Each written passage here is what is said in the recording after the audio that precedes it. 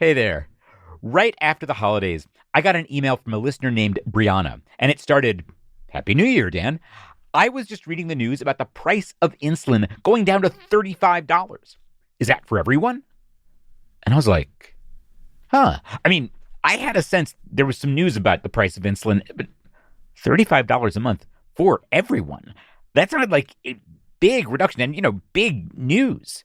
And I Googled the latest stories, and I wasn't totally sure what I was seeing.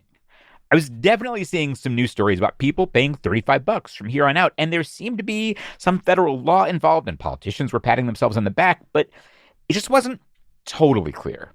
Was insulin now $35 for everyone? I mean, did the outrageous price of insulin get solved while I wasn't looking? And I mean, I've kind of been looking. We've done a couple of episodes about the price of insulin already because insulin is iconic. It represents the wild cost of prescription drugs in this country. More than 8 million Americans take insulin to treat their diabetes, and for some, going without it could actually kill you.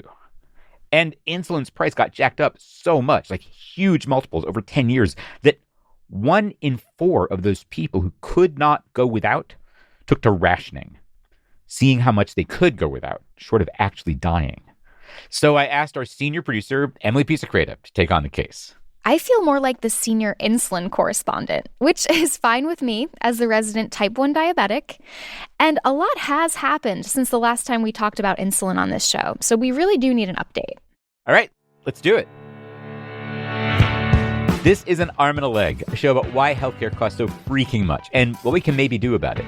I'm Dan Weissman. I'm a reporter, and I like a challenge. So our job here is to take one of the most enraging, terrifying, depressing parts of American life and bring you something entertaining, empowering, and useful.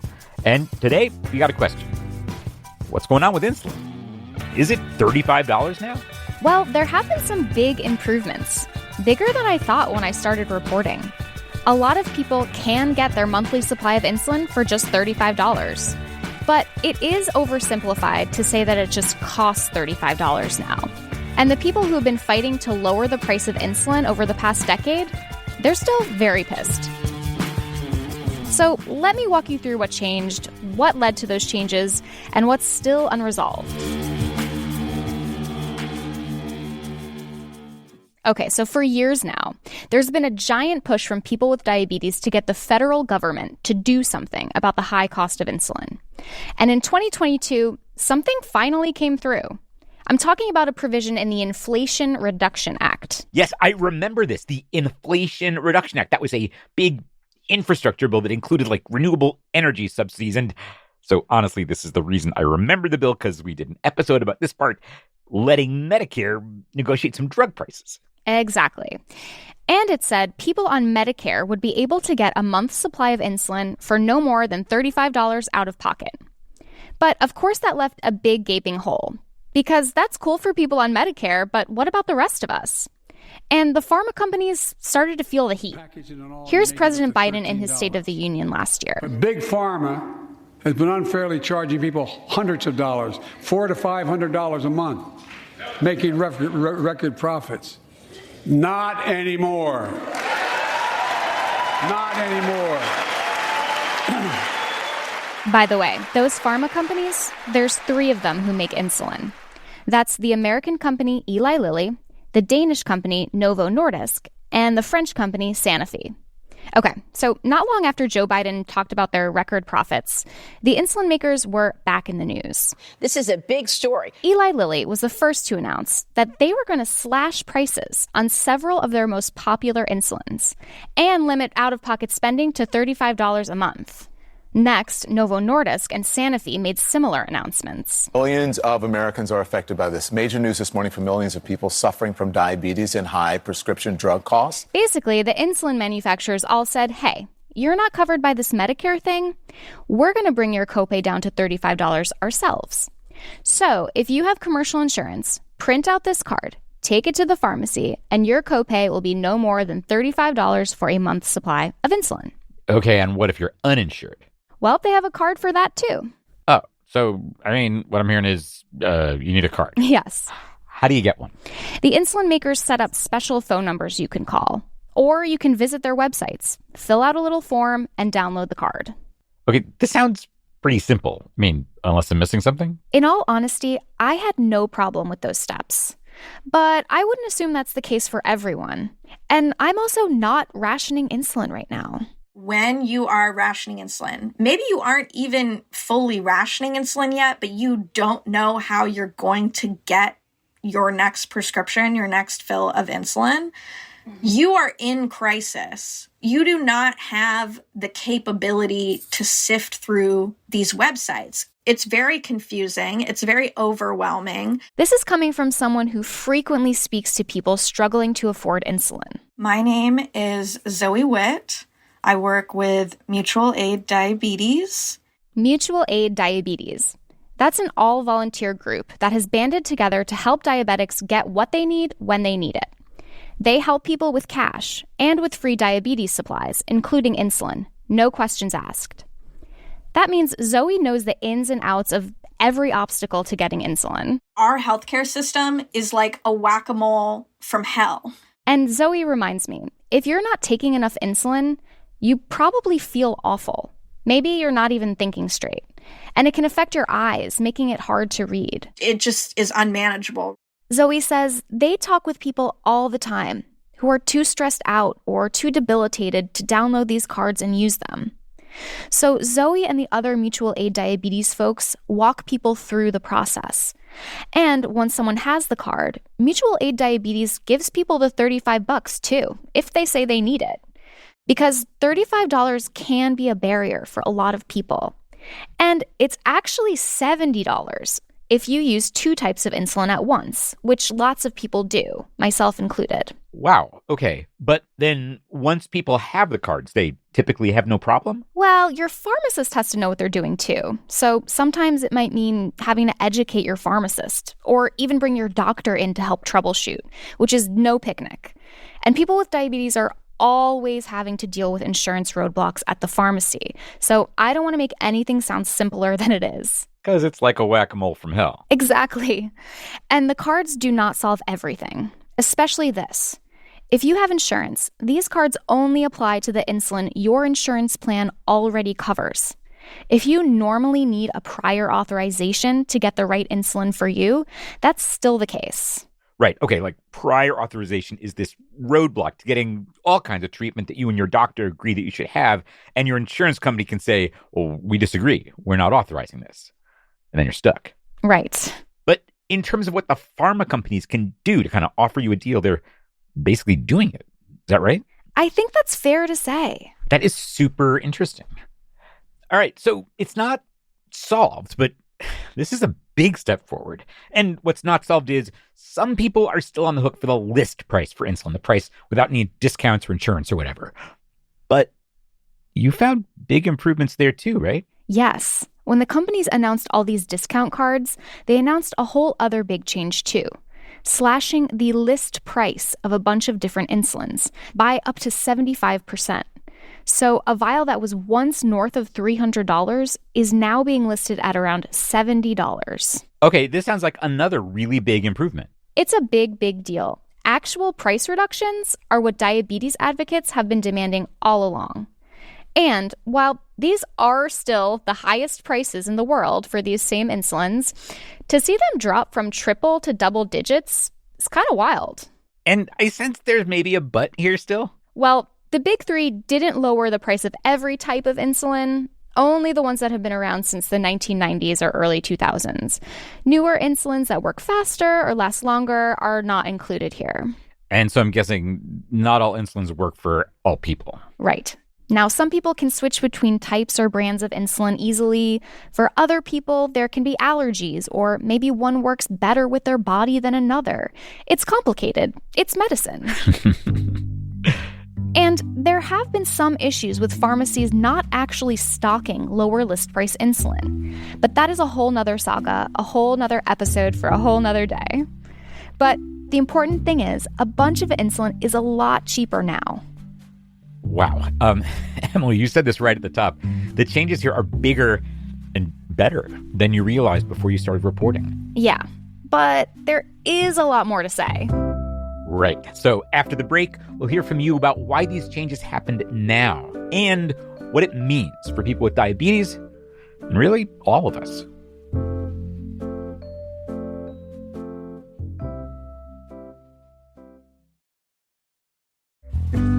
This episode of An Arm and a Leg is produced in partnership with KFF Health News. That's a nonprofit newsroom covering healthcare in America. The reporters win all kinds of journalism awards every year. I'm honored to work with them.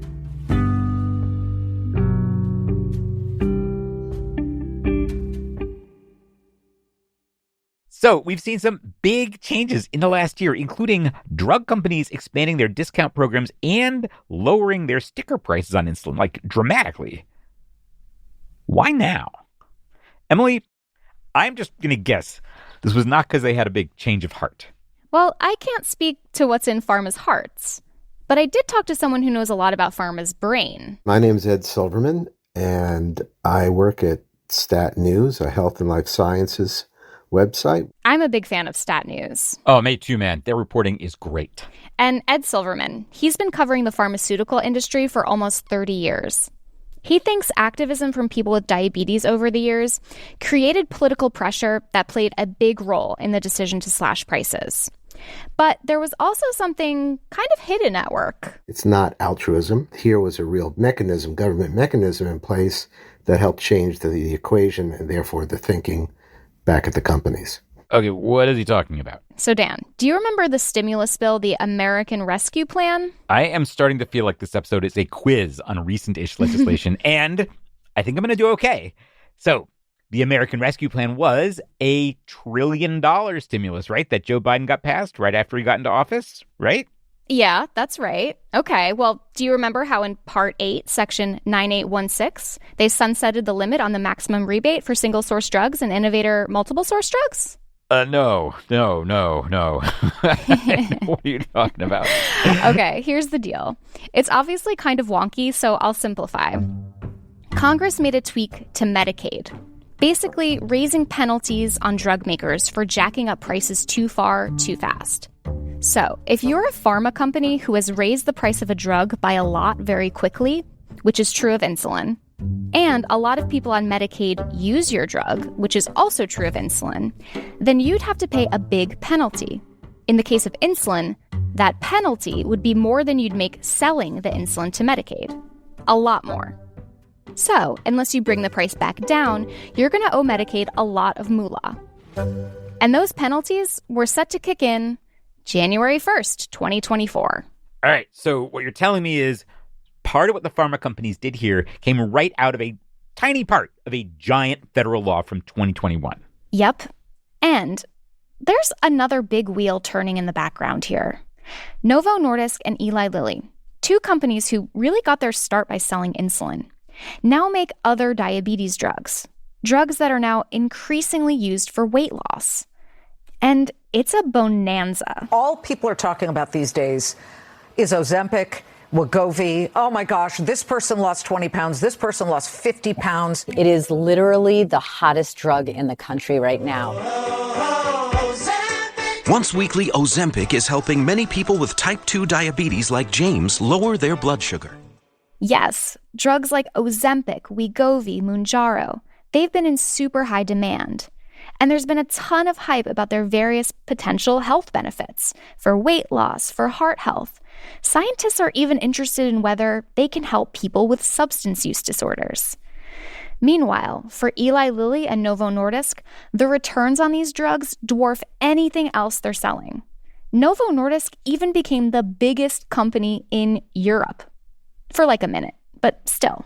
Okay, this is really interesting. But what does it have to do with the price of insulin? Well, I'd wondered, maybe these companies can just better afford to buy some political peace by lowering insulin prices because they're making so much bank on these new drugs.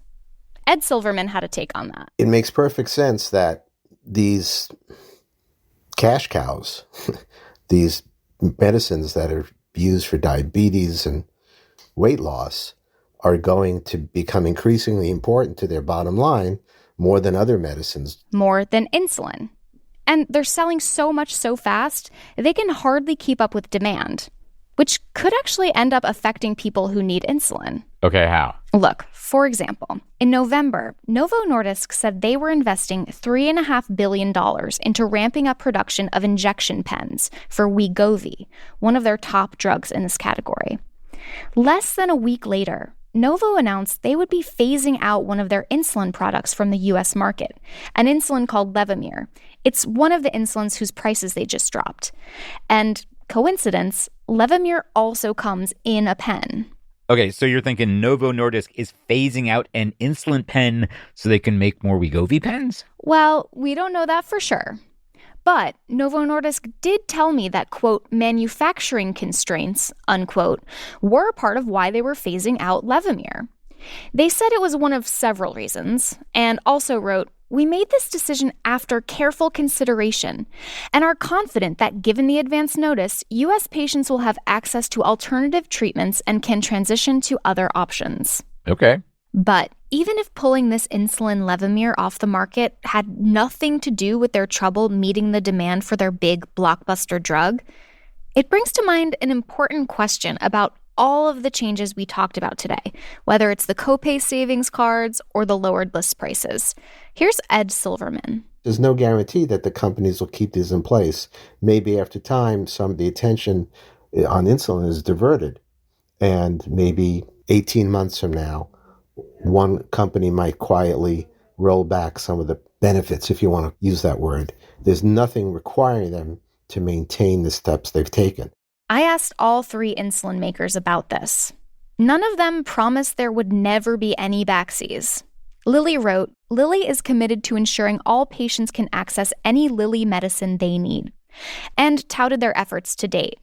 Similarly, Sanofi wrote, we continually review our affordability offerings to support our aim that no one should struggle to pay for their insulin. Novo Nordisk's response was, Novo Nordisk increases the price of some of our medicines each year in response to changes in the healthcare system, market conditions, and the impact of inflation. Yeah, that especially does not sound like a pinky swear, no backsies kind of response. Yeah, and it's also not much comfort for insulin activists. Folks like Shayna Casper, who works for T1 International. They're a group that's been at the forefront of this fight for years. I asked her, so is this issue of high insulin prices just resolved now? No, it hasn't been. It's been really frustrating to see. Shayna and others are worried that the announcements from the manufacturers about savings cards and voluntary list price reductions, that'll take the pressure off the government to do something more sweeping. Because for now, the manufacturers really hold all of the power here. And if patients are counting on these programs to literally be able to survive, that has life and death consequences. This question about, who holds the power, it reminds me of a story we did a few months ago. The one about how the writer John Green led this kind of online crusade targeting the drug maker Johnson & Johnson, and how even though the pressure campaign worked, so J&J ended up allowing lower priced versions of this important tuberculosis drug to hit the market, activists who worked on the issue were like, it's a problem that Johnson & Johnson has the power to say yes or no here. Exactly. That which pharma giveth, pharma can taketh. At least the way things are set up now. Now, I should say all three companies said they plan to continue their affordability offerings. But if insulin continues to be the poster child for high drug prices virtually everyone in America agrees are too high, it does raise the question, are voluntary programs from pharmaceutical companies the solution we want? To Zoe from Mutual Aid Diabetes, the answer is no. They find these manufacturer savings cards kind of a bitter pill. No pun intended. There's certainly no justice in these programs. And Zoe, for one, would say that justice is overdue. These companies have price gouged us for years, making obscene amounts of money. Then, presumably, as we're often told is the justification for these ridiculous prices, they did research and development for more diabetes drugs, which are Ozempic, Mounjaro, etc. And now these companies, for the next 15 years are set to make billions and billions of dollars on these drugs. I asked the big three insulin manufacturers about what Zoe said, about how angry folks like them are over the cost of insulin. Novo Nordisk said, quote, "We continually review and revise our offerings, as well as work with diverse stakeholders to create solutions for differing patient needs," unquote. And Sanofi and Lilly both said something very similar.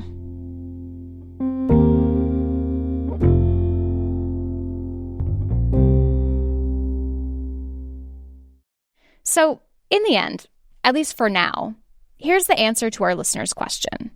There are more avenues than ever to get a month's supply of insulin for $35. And that could mean fewer people being forced to ration their insulin, which would be huge. But people with diabetes do not think that this fight is over. So what are they going to fight for? Well, some people want the federal government to just put a cap on what people pay for insulin, like by law. Others are working to build alternatives to the existing pharmaceutical industry, like California's CalRx program. CalRx. Now you're calling back our story from the last time we talked about insulin. That's right. CalRx is the state of California's attempt to enter the insulin market, to introduce some low-priced generics and sell them essentially at cost. And other states are joining in too. But even if some of these specific plans fall apart, even if California somehow can't get its government-sponsored insulin to market, even if pharma rolls back some of these discounts, the past few years have been enormous for people with diabetes, mostly because they've found each other. I was rationing insulin in 2018. I didn't even know that there was a term for it. I didn't know other people were doing it. I know a lot of people died that year, and there were multiple occasions where I, in retrospect, definitely almost died.